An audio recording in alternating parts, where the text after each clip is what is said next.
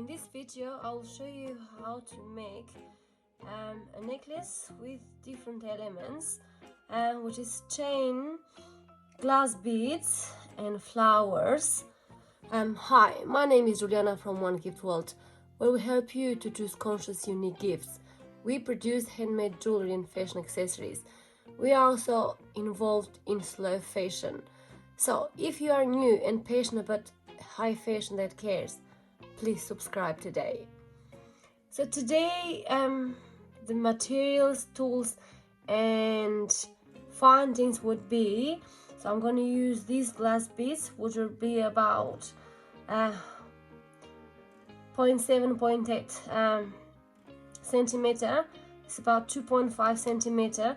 I've got these two florets. I've got so all these glass beads are recycled, so I'm going to repurpose them. So I've got chain for the sides, for both of the sides. I've got two sides of jump rings, and I have got I've got the chain extension, and I've got a clasp. So for my tools will be my needle with some beading thread, wire cutters, craft glue, thread cutters or fabric cutters, tweezers or my miracle pickers, and I always keep this with me or close by, all my pliers.